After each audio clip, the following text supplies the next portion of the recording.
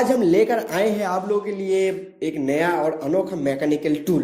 तो वो क्या है? तो दोस्तों देखिए, ये है वो वाला टूल।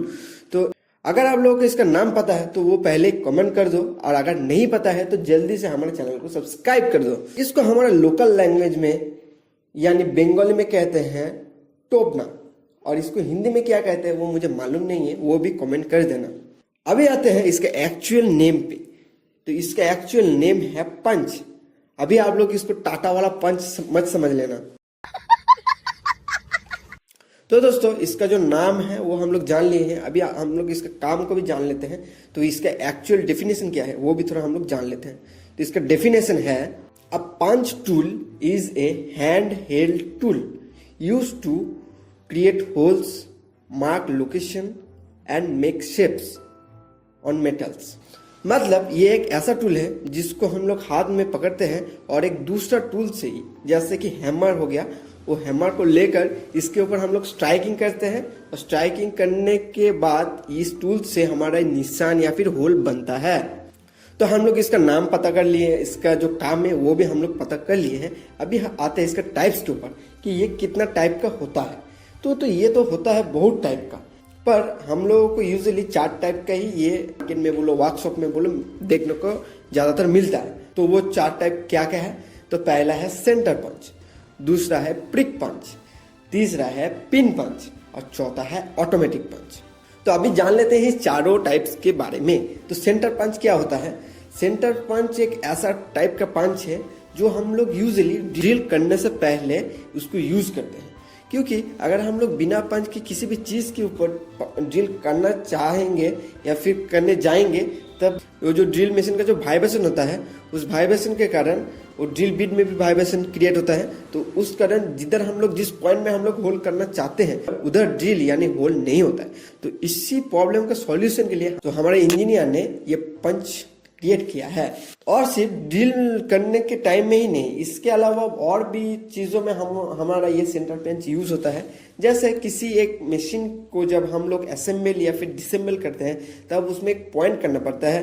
तो एक मशीन में जब हम लोग उसको ओपन करते हैं तब चारों साइड रहता है, लेफ्ट राइट ऊपर नीचे। तो ऊपर नीचे वाला पार्ट पोर्शन सीधा, तो जब हम लोग डिसेंबल करते हैं, डिसेंबल करने के बाद फिर से जब हम लोग असेंबल करते हैं तब वो जो ऊपर नीचे वाला पार्ट लेफ्ट राइट में नहीं हो जाए, तो इसके लिए हम लोग ये वाला पंच यूज करते हैं एज अ मार्किंग। और एक चीज में हम लोग इसको यूज करते हैं, तो मान लीजिए एक होल है, ठीक है ना, उस होल को ही हम लोगों को डुप्लीकेट करना पड़ेगा, मतलब और एक चीज में भी वैसे ही होल हम लोगों को करना पड़ेगा, वैसे ही पोजीशन में।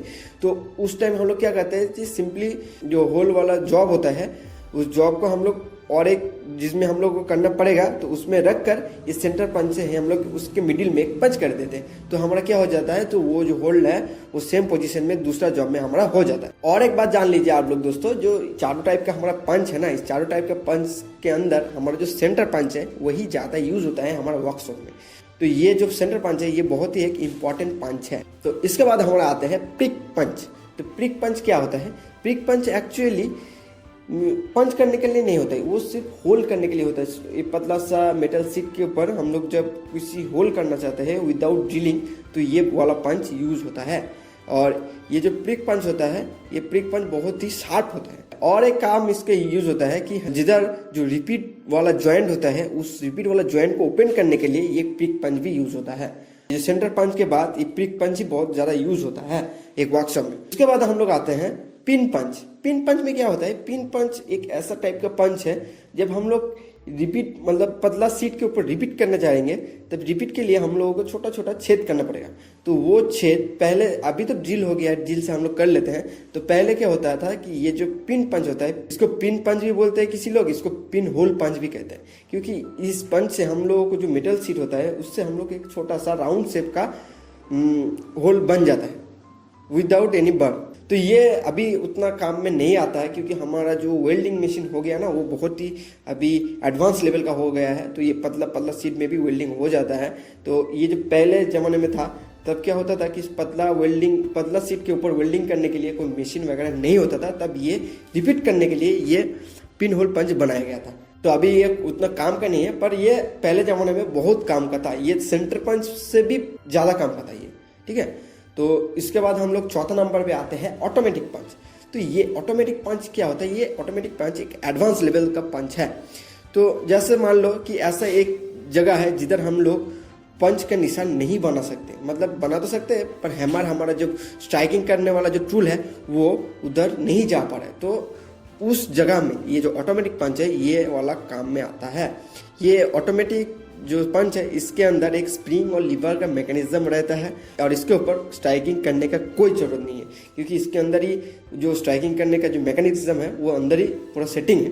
ठीक है, तो जिस जगह में हम लोगों को पंच चाहिए उस जगह में सिर्फ हम लोग इस ऑटोमेटिक पंच को प्रेस कर देते हैं, प्रेस करने से ही ये पंच हो जाता है।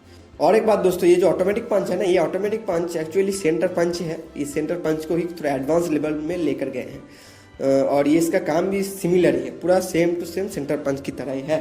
तो दोस्तों अभी इस चारों टाइप का पंच के अंदर आप लोगों को कौन सा टाइप का पंच को ज़्यादा अच्छा लगा वो कमेंट में लिखना मत भूलना। और दोस्तों अगर आप लोग इस चारों टाइप के पंच के अलावा कोई भी और एक पंच आपके दिमाग में है जो हम लोग इस वीडियो में कवर नहीं कर पाए हैं तो वो भी कमेंट में लिख देना, मैं उसके ऊपर भी एक अलग सा वीडियो बना दूंगा। तो दोस्तों आज के लिए इतना ही, मिलते हैं नेक्स्ट वीडियो में एक नया वर्कशॉप टूल को लेकर। तो दोस्तों चलिए।